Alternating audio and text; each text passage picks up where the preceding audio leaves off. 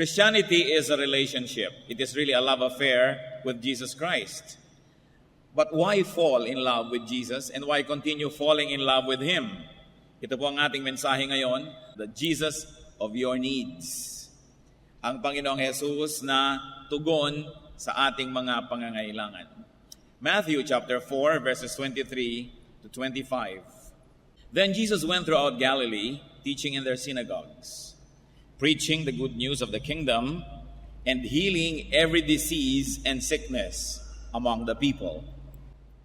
News about him spread all over Syria, and people brought to him all who were ill with various diseases, those suffering severe pain, the demon-possessed, those having seizures, and the paralyzed, and he healed them.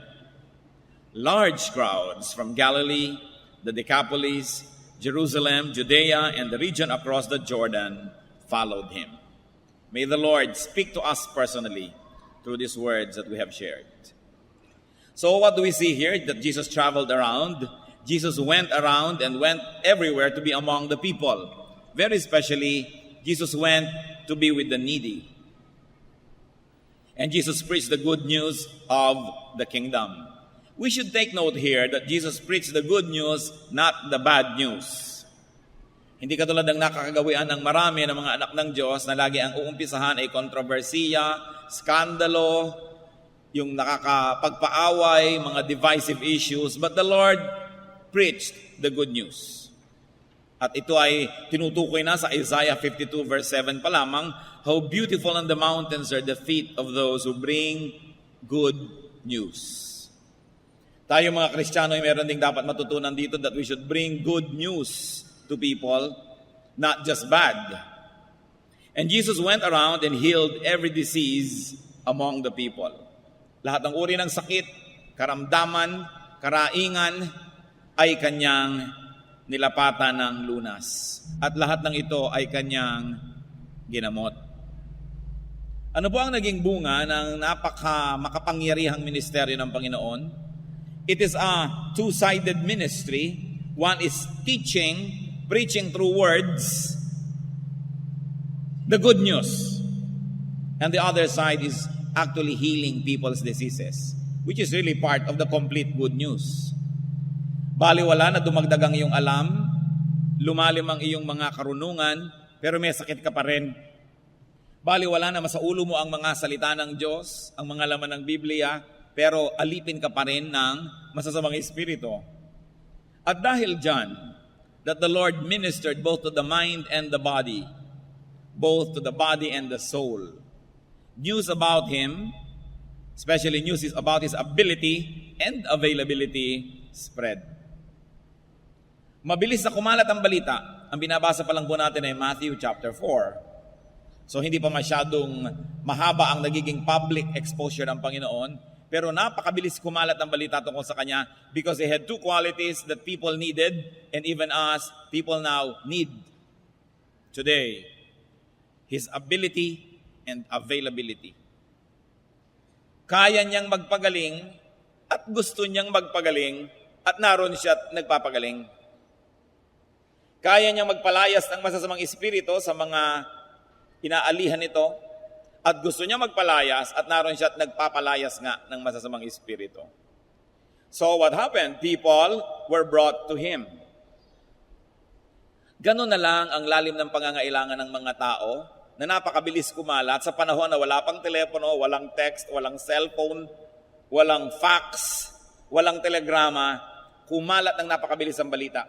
Sapagkat ang mga tao ay uhaw na uhaw sa ganitong uri ng pag-ibig. Pag-ibig na nagpapagaling at nagpapalaya. But we must never forget that His initiative to connect with the people was only reciprocated by the people. Dahil inuna niya at siya ang naunang lumapit sa mga tao at nagpagaling at nagturo, nangyari ngayon na kumalat ang balita, ang ibang mga tao ngayon ay sila na ang lumalapit sa Panginoon. Dahil ang nauna na lumapit ay ang Panginoon. And what were the added types of burdens here and difficulties and illnesses? Severe pain. Isa po sa aking, malapit sa aking puso na ministry is to manage pain. Lalong-lalo yung mga cancer patients. Yung sinasabi nilang talagang hindi na pwedeng dugtungan pa ang buhay dito sa lupa. At pagkatapos ay sobrang hirap ang dinadanas bago sumakabilang buhay. Ito po isang ministry na gusto kong magawa natin ng paraan to be able to manage pain of people, that if their physical death cannot be avoided and cannot be delayed, at least to minimize their pain. At kung kayo po ay nagkaroon na ng mga kamag-anak, mahal sa buhay, na nakaranas ng ganitong uri ng mga kasakitan, alam niyong ibig kong sabihin. People with severe pain were brought to the Lord, and the Lord healed them. You have no control over severe pain. And then people with demonic possession, tinitirhan ng masasamang espiritu ang kanilang lupang katawan, you have no control over these spirits. You needed somebody that had greater power than those spirits. And those people were brought to the Lord. Once more, people have no control of themselves and their lives. And they were set free by Jesus. Then those who had seizures, yung mga biglang nalang kikisay, biglang bubula ang bibig, biglang manginginig at biglang tumutumba, wala kang control dyan, hindi mo alam kung kailan darating. You needed somebody who controlled higher powers to be able to put that under control. And they were healed by the Lord. At siguro yung pinakamalala na dito na talagang walang control sa sarili, yung mga paralyzed. Mga paralitiko na ni ang sarili, hindi maitayo, hindi maigalaw ang sariling kamay, hindi maangat ang sariling paa. Wala talagang kakontrol-kontrol. And they were brought to the Lord, and the Lord healed them. Sino tayo sa mga pinag-uusapang ito, mga kapatid? Sino ang mga mahal natin sa buhay dito? Yung may mga severe pain, and we're talking about all kinds of pain now, not only physical. Emotional pain, spiritual pain, ang Panginoong Hesus pa rin ang sagot dyan. Humahanap tayo ng kalutasan sa mga alak, mga drugs, mga paglilibang, pagpapasarap. Subalit ang sarap ng katawan, maaari ngang makamit. Subalit ilang saglit lamang, ito ay naglalaho. Parang air conditioning, na pag pinatay mo ng air conditioner, biglang iinit na uli. Parang pagpapaypay nyo, kaya kayo pa ulit-ulit. Pagkatapos sa isang paypay, may hangin, pero wala na uli. Kailangan mong ulitin na naman at ulitin at ulitin. Kasi sandali lang ang sarap. Ganon din, ang sarap na panandali ang hinahanap ng tao para malutas ang kanyang mga suliranin. Pero merong sagot dyan na permanente, hindi nagbabago, at walang bayad. Ito ang pag-ibig ng Panginoon. Na kung papayagan natin na maging lunas ng ating makaramdaman, ay walang salang magiging mabuti para sa atin. Sino tayo dyan? Yung may mga problema ng demonic possession? Maring literally we are possessed, or our loved ones, or symbolically we are possessed. Hindi mo makayang bitawan ng isang bisyo, hindi mo matalikuran ng isang kasalanan. Nasasabi mo yung mga pinagsisisihan mo at ayaw mo namang sabihin. Nagagawa mo yung ayaw mo talagang gawin, pero ba't yun ang laging nagagawa? Para ka na rin possessed. Maaring tayo yung nagkakaroon ng seizures. 90% of the time, you are in control of yourself, pero biglang dumarating yung mga panahon na wala kang kakontrol-kontrol. Para ka na rin dinapuan ng seizure. And then there may be, among us, people who are really paralyzed. Those who are spiritually and emotionally paralyzed. Halos patayin ka na nang bumubugbog sa'yo at nagpapahirap sa'yo, pero wala kang magawa na lumayo man lang at ipagtanggol lang yung sarili, para kang paralyzed. Because you're emotionally paralyzed. At marami po mga battered women, ganon. Talagang nanganganib na ang buhay, halos pinapatay na, pero wala man lang magawang hakbang, parang paralyzed. Hindi alam ang iisipin o gagawin. Na mayroon tayong mga problema sa ating mga anak, sa ating mga mahal sa buhay, wala tayong magawa para tayong mga paralyzed. Ganyan din ang mga dinala sa Panginoon. And the good news is, lahat po sila napagaling ng Panginoon. Ano man ang ating dinaramdam, ano man ang ating mga sakit at ng mga mahal natin sa buhay, si Jesus pa rin ang dapat nating lapitan. At hindi naman mahirap sapagkat siya na una ang lumapit, siya na. Napakabuti ng Panginoon. Bagay na pinupuri. Kaya minsan ang Panginoon ay naglalakbay at sa pagpunta niya sa ibabaw ng isang burol, nakita niya yung Jerusalem na nasa ibabaw ng isang mas mataas na burol at siya'y napaiyak. Sapagkat sabi niya, kawawa ang mga tao, sila'y ligaw. Napakarami nilang dinadalang karamdaman, hindi nila alam kung kaninong doktor dadalhin. Nakita niyo po sa ating bayan, narong sumikat ang isang nagdodoktor-doktoran na napapababa niya yung araw. Tapos nabisto ng lahat, fake pala. Narong sumikat ang mga faith healers na nabisto rin yung iba, mga atay-atay pala't balon-balunan ng mga manok, yung mga tinatanggal sa'yo. O operahin ka, biglang electric fan ang makukuha sa loob ng iyong tiyan. At maraming naniniwala sapagkat mga desperado.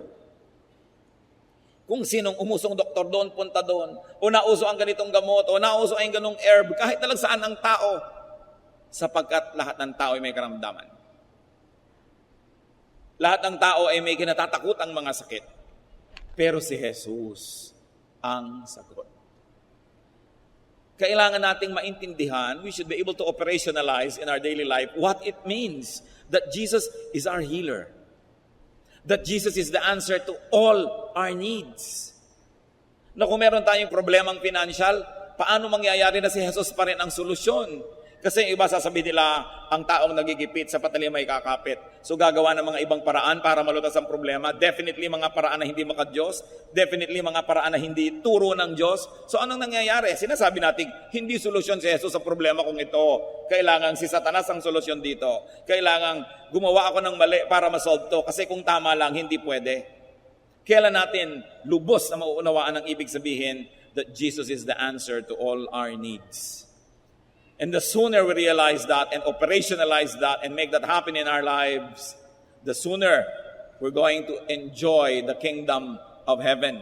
Whatever it means, whatever among its many meanings may be relevant to you. So we should take note that the Lord's patients were bothered or controlled by forces beyond their power. Tulad din ang marami sa atin ngayon. They needed power beyond that of their tormentor. Kailangan higit sa nagpapahirap sa kanila ang kapangyarihan ng lulutas. Philippians 2:9-10, God gave Him, meaning the Lord Jesus Christ, the name that is above every name. That at the name of Jesus every knee should bow in heaven and on earth and under the earth. Salamat, pati ang mga tuhod ng mga masasamang espiritu luluhod sa pangalan ng Panginoong Jesus. That this is a name that is above all names. That the name Jesus is above the name headache. That it is above the name cancer. That it is above the name illnesses, sickness. It is above gallstones. It is above insanity. It is above loneliness, depression. That the name of Jesus is the name above every name. Salamat ganon. Ngayon, pinakikinabangan ba natin yung katotohanan na yun? That the name of Jesus is above the name of poverty. It is above the name of hunger. It is above the name of corruption. It is above the name of sin, temptation. At kung, mga kapatid, ano man yung name ng taong umaalipin sa inyo, at buong giliw naman kayo nagpapaalipin, the name of Jesus is above that name. The name of Jesus above the name of inferiority complex. The name of Jesus is above the name of shyness. It is above the name of pain or sorrow or bitterness. It is above the name of the past. If your past was ugly and scarred, the name of Jesus is above that name. Napakalalim. Napakalalim. Ang lagi kong ipinapanalangin, Panginoon, bigyan niyo po kami ng kakayahang kuskus man lang ni konti ang ibabaw ng inyong salita. Sapagkat kuminsan nandun lang tayo at hindi nakakapasok sa lalim nito, kaya nababaliwala ang dapat sana'y napakaraming kapangyarihan na available sa mga anak ng Diyos. Mga Kristiyanong may mga takot sa dilim, mga takot sa multo, sa mga kaluluwa at kung ano-ano pa. 1 John 4:4, the one who is in you is greater than the one who is in the world. Bakit ka matatakot kung ang pangalan ng iyong Panginoon ay mas mataas sa anumang pangalan? At ang ranggo niya ay mas mataas sa anuman. Namnamin natin ito mga anak ng Diyos at ipamuhay. And definitely, you will realize that Jesus loves you. Ginawa ng Panginoong itaas ang kanyang pangalan at na-maintain niya yon. Salamat. Sapagkat kung siya ay nagkasala nung siya ay nabuhay sa lupa, kung siya ay nagpakahina, bumigay, hindi na niya makiklaim that His name is above every name. Mawawalan tayo ng kampyon, mawawalan tayo ng tagapagtanggol, mawawalan tayo ng tatakbuhan, alang-alang sa atin. Talagang pinaghirapan ng Panginoon na malampasan ang lahat ng pagsubok. Kaya dapat tayong laging nagpapasalamat sa Kanya. At kung humaharap sa pagsubok, alalahanin kung sino siya. Na siya'y tagumpay, walang dahilan para matalo ang kanyang mga anak. Natatalo dahil nagpapatalo o nadadaya, nauunahan ng takot. Anong dahilan? Sapagkat mahal tayo ng Diyos, kaya niya ginagawa yon. At yon ay naramdaman ng marami. So Jesus was followed by people. Walang gimmick. Hindi niya sinasabing, tuwing linggo, 3:00 ng hapon, magpapagaling ako, dalhin lahat ng may sakit. Hindi niya kailangan gawin yon. Hindi siya nangangako ng kung ano-ano. Walang mga devices to attract people. The attraction of Jesus was the power of His words. The words that appealed to the mind and the words that quenched the longings of the Spirit. And He was followed by people from Galilee, from everywhere. Inisa-isa po yan sa Biblia at hindi maliit na bagay na inisa-isa. Ang mga sumunod sa Kanya from Galilee, from the Decapolis, from Jerusalem and Judea, and from the regions across the Jordan. In other words, lahat ng mga lugar, may mga kinatawan na sumusunod sa Kanya. Jews and Gentiles alike, the young and old, men and women, the wise and the not so wise, the learned and the not so learned, the rich and the poor, follow the Lord. Ano pang mga challenges ng katotohanan na yan, mga kapatid?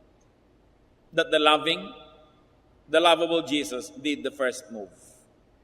He did the first move to be with people, to teach, and to heal. John 1:14, the Word became flesh and made His dwelling among us. Nagsakatawang tao ang Panginoon para makiisa, makibilang, makisangkot, makihalubilo sa atin. Sapagkat di natin kaya, ang Panginoon, siya na ang lumapit. And already able, because He is the Son of God, He made Himself available. And because the Christian must be like Christ, Christian, you must be able. Siyempre may ability tayo. Hindi naman napupunta sa isang tao ang lahat ng abilidad, lahat ng kakayanan. But every person is gifted by the Holy Spirit to have an ability. May ability kang mang-encourage, may ability yung isa mang-rebuke, may ability yung isa na tumulong, may ability yung isa na manalangin, may ability na umawit, kung ano-ano. But you should not stop at being able. You should be available. Just like Jesus. You must be available. Hindi mo pwedeng ipagkait ang abilidad na ibinigay sa iyo ng Diyos, lalong-lalo sa kanyang iglesia, lalong-lalo sa church, which is His body, of which the head is Jesus. If you are not present, if you do not surrender your ability to the body, you are cheating all of us. Because God gave you an ability to be part of the patrimony of the whole church. Parang ikay bawang, absent ka, paano magkakaroon ng ginisa? Ang present lang yung sibuyas at kamatis. Magsisigang sa miso, ikaw yung miso, absent ka, di hindi sinigang sa miso. Ano pang ability nyo, mga kapatid? Alam nyo yan? Available ba kayo? O yung mga ability nyo, itinitinda nyo lang sa labas. That you have a lot of skills, but you market your skills elsewhere, and your skills are not available to the church. Pinagkakaperahan, pinaghahanap buhay yung mga skills, talent na ibinigay ng Diyos, pero pinakikinabangan ba ng iglesia? Napakahalagang tanong.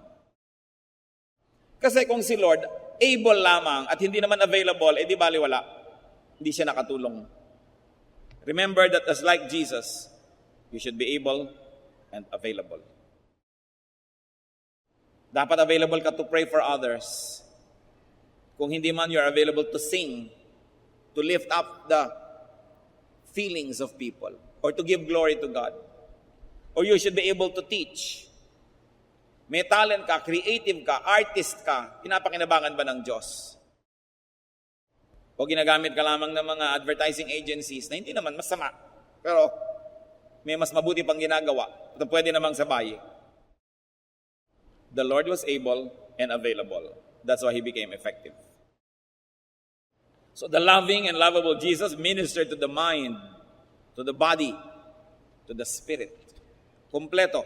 It was a holistic spirituality. Hindi katulad ng nangyayari sa maraming Christian groups ngayon o Kristiyanong tao. May mga grupo, puro doctrine, teaching, pero wala namang healing. Walang love. Puro karunungan. Meron naman healing, walang doctrine. Kaya kahit na may dumating na hangin, ay sabi sa akin ng Diyos, hangin lang pala yun. May nakita labang na formation ng nilugaw, merong vision. Kasi mahalaga po may doctrine and teaching, yan ang ginawa ng Panginoon. He went to teach and preach. At kadobol, He healed people. For the mind, for the heart, for the body, for the spirit. Hindi yung puro ka-teaching, wala ka naman pag-ibig, wala kang tulong sa kapwa, wala kang ginagawa, at yung karunungan mo pa nagiging dahilan para ka maging hambog at maging mayabang. Meron naman talaga, puro na lang supernatural gifts, healing at kung ano-anong mga kababalaghan, pero walang teaching, kaya madaling pasukin ng mga masasamang espiritu para iligaw. Dapat balanced. You should be balanced, and we should, because we are balanced, minister to the total person. Nakita niyo po ang Panginoon, total yung ministration. May preaching at saka may mga pagpapagaling. Mag-iingat kayo sa puro pagpapagaling, puro himala, puro dasal, puro kung ano-ano kababalaghan, pero walang intelligent teaching. Dahil madali ang madala sa kamalian. Bali wala rin naman yung puro karunungan, tapos wala namang mga kababalaghan. Dahil ang kababalaghan sumama sa gawain ng Panginoon. Kasabay. And make sure that you get ministered to as a total person. I was speaking with one friend at sabi niya, ang galing-galing talaga ng tatay ko. Hanga sila sa tatay nila na sumakabilang buhay na. Nung magkokolehiyo kami, miniting kami magkakapatid at sabi, pinag-uusapan kung anong pag-aaralan namin sa kolehiyo. At ang tanong ng tatay namin, sabi niya, ano ba yung hindi nyo masyadong gusto o medyo ayaw nyong pag-aralan o gawin? Sinabi yun ng mga anak, ayoko ng engineering, ayoko ng gano'n kasi maraming math. Ito naman, ayoko ng arts kasi ganito, gano'n. Ito, ayoko ng gano'n, ganyan. Alam niyo sabi ng tatay nila, at sinunod naman. Ikaw, yung ayaw mo ng engineering, yan ang pag-aralan mo. Ikaw, ayaw mo ng arts, pag-aralan mo yan. Ito, ayaw mo nito, pag-aralan nyo, dahil hindi nyo naman talagang kinasusuklaman, medyo ayaw nyo lang, at kaya nyo namang ipasa dahil may brain kayo, at maganda ang foundation nyo sa high school. At sabi ng mga anak, bakit naman po yung ayaw namin ang pag-aaralan namin? Bakit nga naman? Tanong nyo rin ba? Sabi ng tatay, kasi yung gusto nyong gawin, kahit anong mangyari at bumaligtad ang mundo, gagawin nyo yon. Ayaw nyo man ng engineering, in between that time, sa inyong mga free time at pagkatapos ng kurso, siguradong pupuntahan nyo rin yung gusto nyo. So mabuting pag-aralan nyo yung ayaw nyo, dahil kung hindi nyo pagagawin ngayon, hindi nyo natitingnan kahit kailan. Hindi na kayo magkakaroon ng balance. Hindi nyo na malalaman yung kabilang banda. So gawin nyo ngayon yung ayaw nyo, dahil ang haba ng buhay ninyo, bata pa kayo, magagawa nyo pa yung mga gusto nyo. Sinunod nila. Naipasa naman, and I think maganda yung bunga. Naging very well-rounded people. Liban nila siguro kung talagang survival ang issue nyo na kailangan nyo ng matutong mag-welding para mabuhay, siguro gawin nyo na yon. Pero ang punto lang ay ito, you must be ministered to as a balanced person. You don't only eat what you like to eat, but you eat also what you need to eat. Huwag lang kayo nakikinig sa mga taong bumobola sa inyo, sumusunod sa inyo, kahit ano ipagawa nyo, ginagawa. Dahil mababaliw kayo pag ganung tao lagi ang kasama nyo. Yung, gawin nyo to, gagawin nga. Sundin nyo to, susundin nga. Tuwang-tuwa ka dahil hindi ka tinatanggihan. Pero anong mangyayari sa'yo? Hindi ka na maitutuwid. Hindi ka na mag-i-improve sa buhay. So dapat nakikinig ka doon sa nagagalit sa iyo, pinapagalitan ka, mali ka, ganyan. Pasalamat ka kung may nagaganoon. Kasi pakikinggan mo lang naman, ikaw naman ang magpapasya kung gusto mo sundin. Pero at least nadinig mo. Don't surround yourself with people that always admire you and say yes and agree with everything you do because mapapahama kayo. Lalong-lalo kung ang mga taong yon ay umaasa sa inyo, binibigyan nyo, nireregaluhan nyo. Natural, papayag. Kahit pag ibitin nyo yan, pati warik, gumulong, gagawin, lalo't binibigyan nyo. Makikinig kayo doon sa mga taong sumasalungat. Lalo't alam nyo na matalino yung tao, hindi naman talaga galit sa inyo, kaya sumasalungat, sapagkat doon tayo nagkakabalance. Alam nyo, si Lord very balanced. How did He grow? Sa Luke 2:52, i-describe ang complete growth ni Lord. And Jesus grew in wisdom and stature and in favor with God and men. Wisdom, brain. Stature, physically, the body. In favor with God, spirituality and holiness. And in favor with men, social development niya. So hindi lang siya in favor with God, tapos kinamumuhian ng lahat ng tao.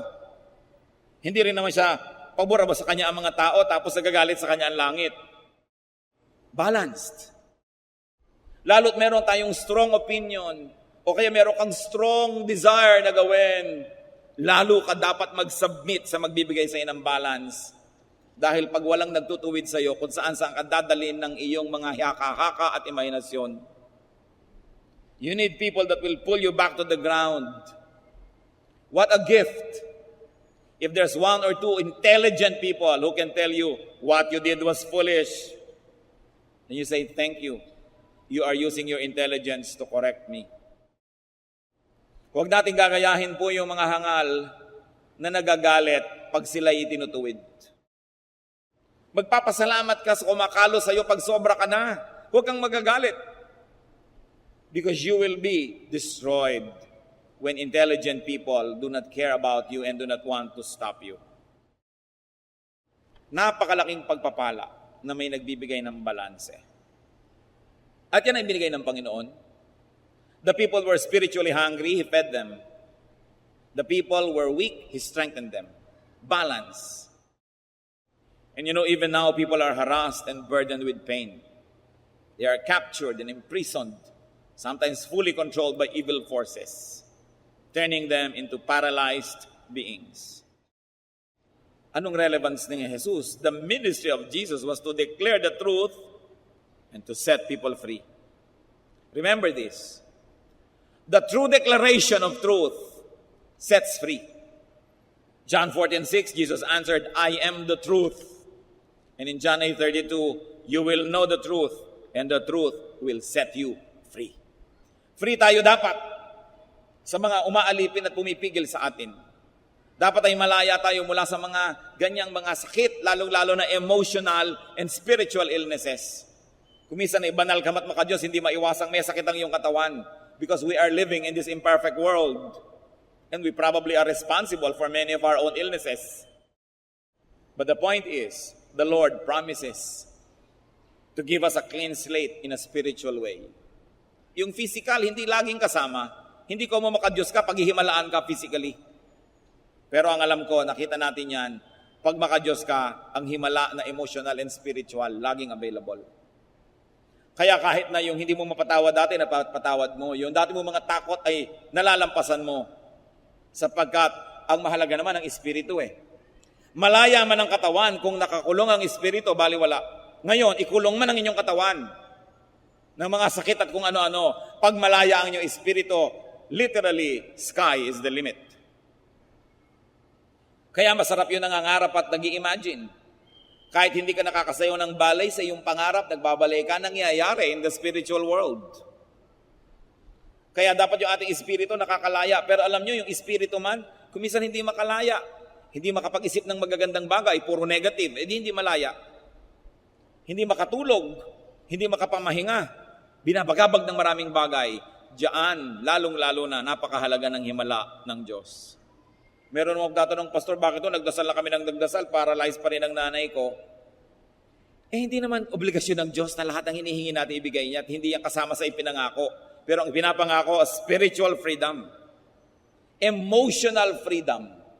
At higit naman yun na mahalaga. Pero paano po nagpalaya ang Panginoon? Paano nagpagaling? Teaching first. Preaching first. Healing follows. Hindi pwedeng healing agad, wala namang teaching. Dahil pwedeng magkaroon ng parang healing, yung pala, deception lang yan ni Satanas para maniwala ka agad. Kaya yun pong may mga gifts of healing, halimbawa. Mga gifts of the Spirit na kakaiba, vision, dreams, prophecy, naniniwala tayong meron pa niyan hanggang ngayon.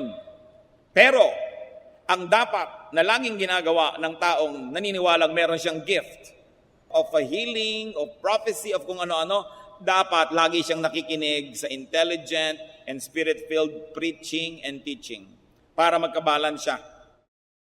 Kasi kung lagi lang niyang sasabihin, may vision ako, may leading ako, paano man natitiyak na galing sa Diyos at hindi lang sa iyong emosyon? Kailangan lagi kang napasa sa ilalim sa gifts ng iba. The gift of knowledge, the gift of teaching and preaching must give direction to the other gifts that are difficult to validate. Hindi tayo puro emosyon. Kaya ang sabi sa Corinthians, the spirit of prophets are subject to the prophets. Ibig sabihin, may spirit ka, meron kang kung ano-ano, dapat subject yan to other prophets, hindi lang sa'yo. Dapat may accountability ka. Sapagkat madaling malasing at mahibang, lalo't emosyonal ka. Kung madali kang umiyak, madali kang malungkot, madali kang tumawa, emosyonal ka, bantayan mo yan. Kasi maaaring yan ang pasukin ni Satanas para kadayain. At kung may gift ka man, itinulak ni Satan na maging katawa-tawa, maging kakaiba na, maging weird, wala na tuloy maniwala sa'yo. Ba't ka may gift kung walang maniniwala sa'yo? Kaya ang mahalaga, pinaniniwalaan ka, hindi ka na pagkakamalang loka-loka, o may sira, o gano'n. Dahil sino ngayon na makikinig sa'yo? Bali, wala ang gift. That's why, those who are gifted must surrender themselves to those who have the gift of knowledge and the gift of teaching. Then there will be balance. Ang mga sobra ay nakakalos, ang rough edges ay kumikinis, all for the glory of God. Kaya nga po kuminsan, marami mga churches, ang nagiging problema nila, yung mga madadasali na members, at saka yung mga mahilig sa mga kung ano-anong gifts, umaattend ng seminar dito, aattend doon, tapos dala-dala sa church, yung kung ano-anong katuruan. Dahil kung hindi nabibigyan ng kontrol yung mga yan, lumalaki kuminsan ng loob na kami ang kinakausap ng Diyos, kami ang mga prayer group, sa amin inire-reveal ang lahat, yumayabang at nag-i-split ang church. Tell me, pag ganun ang nangyari, galing ba sa Diyos ang Espiritu na yon? Kaya dapat itinutuwid, inilalagay lahat sa lugar. Gusto ko pong bigyan ng diin, ang lahat ng may spiritual gifts, lalo fabulous gifts, must surrender to the pulpit and to the education department of the church. Because it is the knowledge that is verifiable that will validate the occurrences and events that are too difficult to validate. Dapat merong ganong control. Ngayon, if you encounter the truth, if you encounter the Lord, dapat ang kasunod, freedom. Nakita niyo si Zacchaeus, when he encountered the Lord Jesus Christ, biglang sabi niya, Lord, half of my money I'll give to the poor. Lahat ng aking mga dinaya, ibabalik ko, times 4. May natira pa kaya sa kanya? Siguro wala na. Pero bakit siya naging free? Marahil ang Diyos niya noon, pera. Kaya ngayon na si Lord na ang Diyos niya, yun ngayon ang patotoo niya na iba na ang Diyos niya, hindi na pera, bali wala na sa kanya. Pero kung hindi naman niyo pera ang Diyos, hindi ko man na-convert kayo kay Lord at naging Savior niyo siya, ipapamigay niyo na nga yung pera niyo kasi kung hindi naman yun ang Diyos niyo, hindi naman kailangan tanggalin. The Samaritan woman, anti-social, alas 12 na tanghali, iigib para walang makitang kapwa-tao doon sa balon. Pero nung na-encounter niya ang Panginoon, pumunta pa sa village, sabi niya, I have met somebody. Kailangang makilala niyo siya at hinakot yung mga tao sa Panginoon para maturuan. Yung babae na nag-iipon ng kung ano-ano mga pabango para sa kanyang sarili, nung nakilala niya ang Panginoon at nakalaya siya, yung pabango niyang mahal, binasag niya at binigay niya sa Panginoon. Because when you encounter the truth, the automatic result is freedom. Ito ngayon ang tanong, are you free? Alam nga naman, lagi mo nadidig yung salita ng Diyos, tapos kirida lang, di mo maiwan-iwan. Alangan naman na nakikinig ka lagi at nagba-Bible study pero bisyo lang, hindi mo matalikuran. You are not free. Kailangan, after the truth is heard, freedom follows. So kailangan tanggapin ng buong buo yung truth, submit to the truth, so that you will be free. Galatians 5:1, it is for freedom that Christ has set us free. Teaching without healing is only half the work and pointless. Talagang yung tunay na teaching, powerful and truthful, must set people free. At pag kayo po napapalaya ng inyong nadidinig, sigurado, susundan-sundan nyo kung kanino nyo man yun nadidinig. Dahil napapalaya kayo, kayong nakakaalam na tumatalab ang salita ng Diyos. At ganyan ang ginawa ng mga tao sa Panginoon. Sinundan-sundan siya kahit sa siya magpunta. Kasi nakakalaya sila pag nagbubukas siya ng bibig at nagtuturo. At hindi lang yon, gumagaling sila physically, which of course is the most dramatic but the least significant of all healings. Yung physical healing, yung nakahigang tumayo, yung pilay na naglakad, dramatic yan. Pero mababaw yan, mga kapatid. Mas malalim yung hindi physical ang healing, kundi emotional. Spiritual. Yung dating hindi niya makita ang katotohanan, nakita na. Yung dating hindi magkalakas ang loob na gawin na mabuti, ngayon ginawa na. Yun ang mas malaking himala. Kaya lang ang mga tao, mabababaw. Ang pinaka gusto natin laging nakikita, yung pangkatawan, yung pang-physical. Kaya iba tuloy, yun ang mga gimmick nila at mga trick para maraming makinig.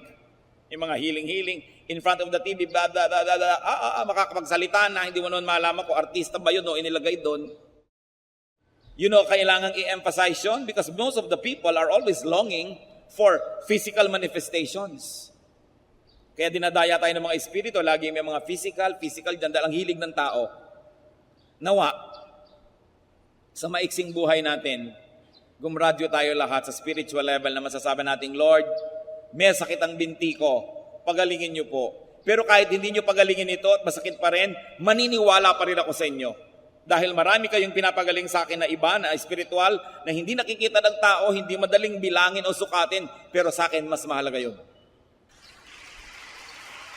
Na hindi po natin laging ina-equate yung ating spirituality at yung pag-ibig ng Diyos sa nakikita ng mata. Sabi, Lord, may sakit ang nanay ko, awagawa na ako, pagalingin niyo po, pero kahit di niyo pagalingin, naniniwala ako sa inyo. Dahil alam kong maraming paraan ng pagpapagaling ang ginagawa niyo sa amin, hindi lang ito. Huwag nating ibabase sa nakikita lang ng mata ang kapangyarihan ng Diyos. The truth is, God is spirit, and we really are spirit. Itong katawan natin na ito ay kulungan lang ng ating espiritu. Kaya pag namatay na ito, nakakalaya ang ating espiritu. Doon natin makikita ang tunay na mahalagang bagay espiritual, hindi physical. So huwag tayong padayang ganong kahalaga yon. Bagamat mahalaga sa pansamantalang panahon.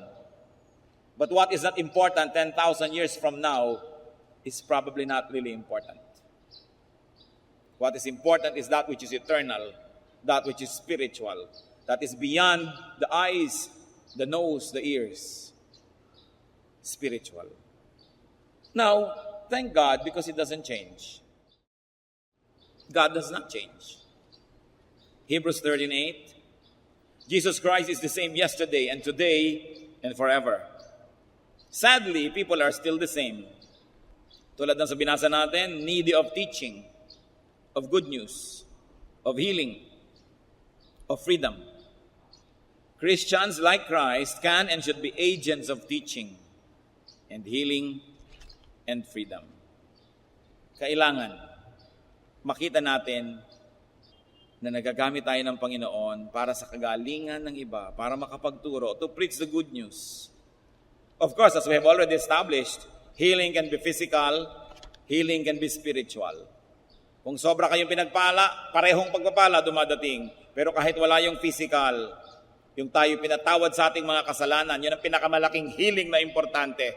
Yun ang ticket natin to eternity, that you have been made whole through the blood of Jesus. Whether or not you are dismembered physically, whether or not you are ill physically, that your soul is going to God when you die is already the biggest healing of all. Yun pa lang, salamat na, kahit wala na ibang dagdag. Kaya hindi na tayo masyado dapat palaasa. Kinokondisyon na ng Diyos. Diyos ko, pag pinagaling mo po ako, itong gagawin ko. Ba't hindi pa ba sapat sa yung pinagalingan yung kaluluwa? Na pag bigla kang namatay dyan, pupunta ka sa presensya ng Diyos. Let us not be deceived by that which is seen by the eyes. Now, Jesus always goes to people, even now. Sabi niya sa Revelation 3:20, "Here I am, I stand at the door and knock. If anyone hears my voice and opens the door, I will come in and eat with him, and he with me." Narito ako, tumutuktok sa pintuan. Sino man ang makarinig ng aking tinig at pagbuksan ako, papasok ako at makikisalo sa kanya sa pagkain. Sa Israel po at sa mga desert cultures sa Middle East, yung makisalo ka sa hapagkainan sa isang tao ay napakabanal na gawain. That if I ate with you, it means I will die for you if needed. So hindi lang basta't merienda o kainan itong pinag-uusapan ng Panginoon. Sabi niya, kumakatok ako sa pinto, pag pinagbuksan mo ko, I will die for you. I will protect you. Pagbuksan mo lang. Pero paano pagbubuksan kung hindi nadidinig ang katok? Kaya ang sabi, if anyone hears my voice. Marami pong nakikipag-agawan sa ating tainga. There are many sounds and voices that compete for our ears. Sino bang pinapakinggan nyo? The law of impenetrability says that only one thing can occupy one place at one time. So kung may pinili na kayong ibang pakinggan at hindi yun ang Panginoon, paano nyo madidinig yung katok?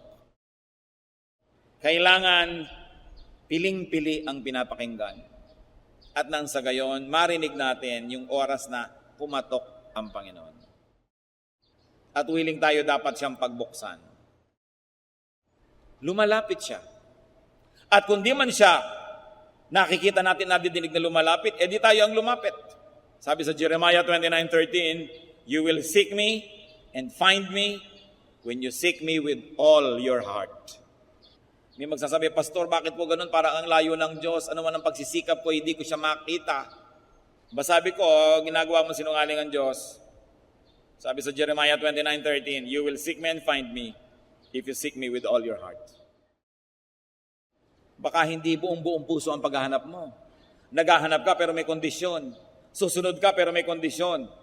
Pero pag hinanap mo ng buong buo at handa kang tanggapin kung anong matagpuan mo, handa kang sundin kung anong madinig mo, sabi niya, walang duda, you will find me. So God can be found. More importantly, God finds us. Kung babalikan po natin yung kasaysayan, lahat ng uri ng tao sa lahat ng lugar, nagkita-kita sa paanan ng Panginoon at nagkaisa na kailangan nila ang Panginoon. The teachings and ministrations of Jesus actually united and up to now should unite people. Hindi dapat pinag-aawayan ang salita ng Diyos. Hindi dapat naghahati-hati ang mga anak ng Diyos. Nagkakahati-hati dahil sinusunod ang mga sariling luho, ang sariling kagustuhan, ang yabang, ang pride. But you see, when the Lord taught and when the Lord healed people, every type of person gathered around Him. Dapat hanggang ngayon ganun. Kung tayo po nakafocus sa salita at pagtuturo ng Diyos, at nakafocus tayo sa Kanyang healing ministration, no issue can divide us.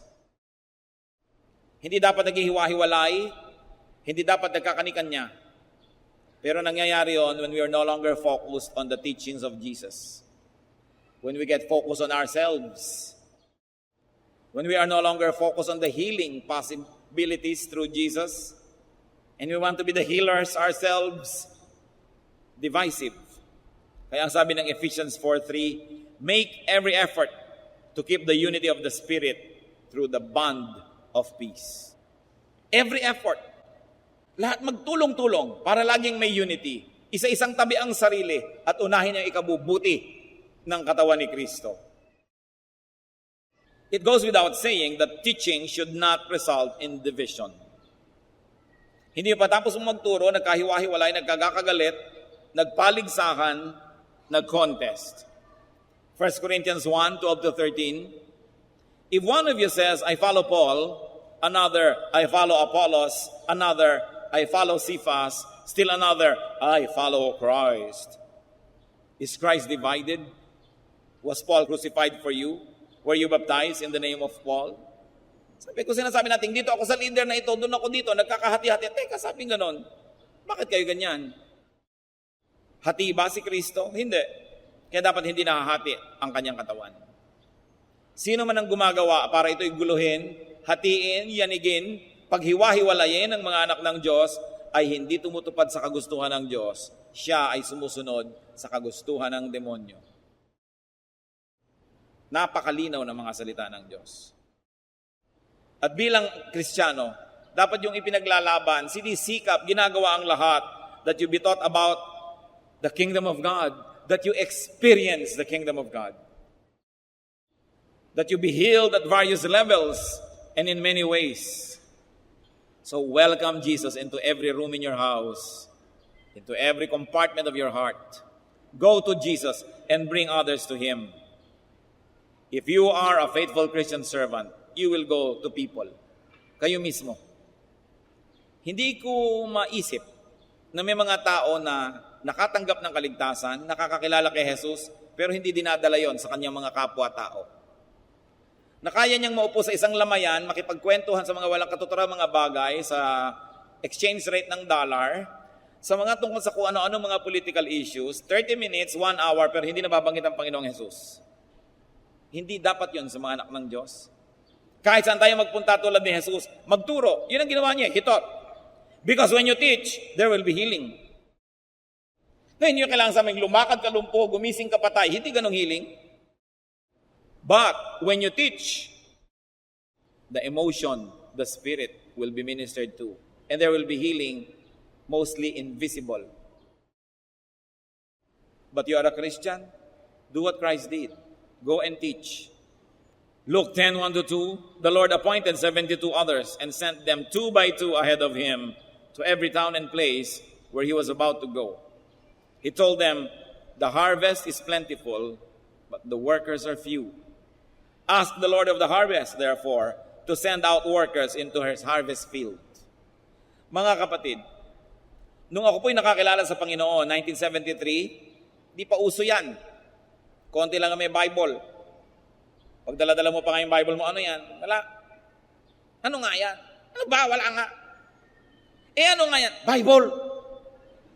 Hindi mo maipagmapuri dahil baka mapagkamalang may sira o kung ano, dahil dala-dala mo. Pero ngayon, hindi na ganon. Ngayon, mga kapatid, kahit saan ako magpunta, people are asking, Pastor, may day by day na po ba dito sa amin? Kailan kayo maglalagay dito? Lagi na lang sabi ko, kulang po tayo na manggagawa eh. Alam niyo po ang tingin ko ngayon, dahil siguro sa panalangin ng mga nauna na sa atin, nung mga Kristiyano, nung unang panahon pa, 1910, 1920, na halos talagang para kami ketong ang tingin ng mga tao dito pag nagbabible ka nun. Nung pamananalangin na sila, and throughout the generations, the Christians were always praying, andito na ngayon, the harvest is plentiful. But the workers are few. Kaya nga po kayo dyan, aking gustong lagi na lamang na bigyan ng hamon. Mag-Bible study naman kayo, mag-lead kayo. Kung hindi kayo marunong, hindi kayo sanay, we will train you. But do Bible studies in offices. Kung ayaw niya sa office ng iba. I encourage businessmen and employees. You want to become pastors, we will train you to be doubly productive pastors. We will not ask you to resign. We're not going to ask you to leave your jobs or your businesses, but we'll train you to be pastors para dalawa ang ginagawa nyo. You're doubly productive. It's possible and it can be done. In fact, it's the only way to do Christian ministry now. Because when the workers are supporters of themselves, then the resources of the church doesn't get strained and more work is done. But I'm telling you this, work, because the laborers are few. Huwag niyong ipagkait sa iglesia ng Diyos ang mga karunungan, training, and education na ibinigay sa inyo ng Panginoon. Kailangan natin pagtulong-tulungan ito. At kailangan natin inililigtas ang church sa mga divisive elements, sa mga aha, sa mga alakdan, sa mga makakamandag na mga ulupong, sa mga hudas. You've got to protect your church. Hindi nyo dapat pinapayagan yung mga divisive people, kwento-kwento, dal-dal-dal-dal. Dahil kung mga disente, they should talk openly. But sometimes, our decency is our weakness.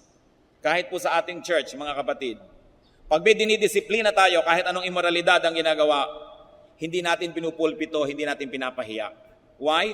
Because our goal is that they should be ministered to, counseled, restored, so they could be quietly brought back to the ministry. Pero ang nangyayari, yung mga dinidisiplina mo, sila ang nagpapublicity sa labas, inaapi sila, kinakawawa sila, blah, blah, blah, blah, blah, blah. And our silence sometimes works against us. But we choose to be decent nevertheless. If people choose to be evil, let them be evil. But this church chooses to be decent. Ang tatandaan nyo ito, ang church train ng workers, alam nyo yan. Marami tayong tinutustos, umi-import tayo ng maraming mga mahuhusay na teacher to train our workers. Encourage tayo ng encourage na magka-ministry ang mga tao. Anong kabaliwan kung meron kang manggagawa na matino, tatanggalin mo, matino pala. Anong kabaliwan na may manggagawa kang mahusay, didisiplinahin mo, mahusay pala. Maniwala kayo at kayo laging manalig. Pag may worker na inalis o may worker na dinisiplina, siya ang may problema. Dahil gustong-gusto natin magka-worker, ano't aalisin mo? Bakit? Kaya huwag kayong papayag na ang church sinisiraan. Because this is the body of the Lord. Pero yun nga, hindi ka taka-taka dahil maging sa 12 disipulo ng Panginoon ay may Judas. Dapat lang tayong maging maingat na hindi tayo maging ganon o hindi tayo yung kasama nun. And going back to the ministry of the Lord, teaching, preaching. Mga kapatid, magturo na kayo. Kailan pa kayo magtuturo? Pag paralyzed na kayo? Pagka naghihingalo na kayo? Pag nakaburol na kayo? Kailangan kayong gumawa ng paraan. Maglingkod kayo. Ang daming mission fields for us. Sa sandali ang buhay, lahat tayo ay mamamatay din. Dapat bigyan ng katuturan. Kung hindi nyo man maibigay ang 100% attention nyo sa work ni Lord, bigyan nyo naman kahit konting pagtingin. Maski kaprasong kabahagi ng ating buhay, huwag lang yung uupo dyan paglinggo and see you next week. Sayang ang mga galing nyo. Talagang naniniwala ako yung aking kutob sa lahat sa inyo, may kanya-kanyang kagalingan, pero available ba? Yung iba naman, magtutulong na nga, pero mga senyor at senyor pa, nandito na ako, nasa na ang chalk, nasa na ang blackboard. Ikaw, aba sister, pag tumulong ka sa church, bring your own blackboard. Bring your own. Buti ka hindi bring your own elevator. Ganun talaga. Huwag mong asahan na kung ikaw nag-volunteer work, bigla ka namang isa pang trabaho, asikasuhin ka lamang at suyo-suyuin. Talagang kakapalan mo ang iyong dibdib. May mga frustration. Kung minsan yung katrabaho mo, katulad mo rin nagsisimula, hindi rin marunong o naiinis ka. Pero pag nagpadala ka doon, walang matitira sa army ng Diyos. Kailangan mo, nandito ako dahil tinatawag ako ng Diyos. Kahit ano, pag makita ko dito, mag-enjoy ako at hindi, gagawin ko dahil ito ang dapat. Hindi dapat maninipis. When you go to people and when you minister to them, people will also go to you and find satisfaction. This is always the best. That when you minister to people, they find satisfaction. Remember that the goal and result of teaching is healing. Baliwala ang teaching that doesn't end in healing. So heal and be healed. Tulad ngayon, ano pong healing ang kailangan natin sa Panginoon ngayon? Diyos naming Ama, tulad ng mga tao doon na naghahabol kay Jesus, ganyan din kami ngayon. Sari-sari ang aming mga karamdaman. Physical, emotional, spiritual. Nananalig kami sa iyong salita. Nananalig kami sa iyong galing. Nananalig kami, Panginoon, sa iyong pag-ibig. Pagalingin niyo nga po kami. Pagalingin niyo po kami. Panginoong Diyos, nakita mo po kung mga anak mo. Naniniwala na kayo'y nagbibigay. Naniniwala sa inyong kapangyarihan. At higit dyan, Panginoon, dahil alam na may pangangailangan. Kumilos kayo, Panginoon. O Lord God, in the name of Jesus, your Son, open the windows of heaven and pour blessings upon these people. Alang-alang sa mga sugat ni Jesus. Alang-alang sa kanyang pagpasa ng krus na mabigat. Alang-alang sa kanyang laman, buto at mga litid na tinagusan ng mga bakal na mga pako, Panginoon. Alang-alang sa dugong tumahigi sa kanyang mga bahagi ng katawan at sa kanyang noo, Panginoon, sa koronang tinik na kanyang sinunong. Alang-alang sa kanyang kamatayan at pagkabuhay na muli, Panginoon, ngayon din, hinihiling ko, pagalingin yung mga anak niyong ito. Wala naman kami ibang lalapitan, kayo lang. Wala kaming nais kilalaning Diyos, kayo lang. Wala kaming matatakbuhan, kayo lang. And your name, O God, is the name above every name. It is above whatever name of illness we have right now. It is above the name of the sickness that we're bringing at the feet of Jesus. Release blessings and give us eyes to see the answer to our request. Pagpalain mo, Panginoon, ang iyong mga anak. Wala kaming patago, subalit humihingi kami at nangangahas na gawin ito. Ayon sa iyong pangako, ayon sa iyong salita at ayon sa iyong pag-ibig. Mga kapatid, in the name of Jesus Christ, our Most High God, our Savior and Lord, in faith, lift up your hearts and receive what you're asked of Him. He is the same yesterday, today, and tomorrow. God doesn't change. Yung nilapitan nila noon na Jesus, siya pa rin ang Jesus ngayon. Lumapit kayo at tanggapin. Ayon sa iyong pananalig, buksan niyo ang inyong puso. Tanggapin ang pagpapalang ipinagkakaloob na sagot sa inyong hiling. Salamat po, Ama, sa iyong pagdinig. Naniniwala kami, Panginoon, kumilos kayo. Kumilos kayo sa aming kalagitnaan. Walang duda na dumidinig kayo ng mga panalangin. At hindi kayo nagbabago. Thank you, Lord, for healing. Thank you, Lord, for physical, emotional, or spiritual healing. At nawa, Panginoon, sa pagpapagaling mo sa amin, kami naman, sa pagtanaw namin ng utang na loob sa iyo, ay maging kasangkapan mo rin sa pagpapagaling ng iba. Pinupuri ka namin, Ama, sa ngalan ng iyong anak na si Jesus.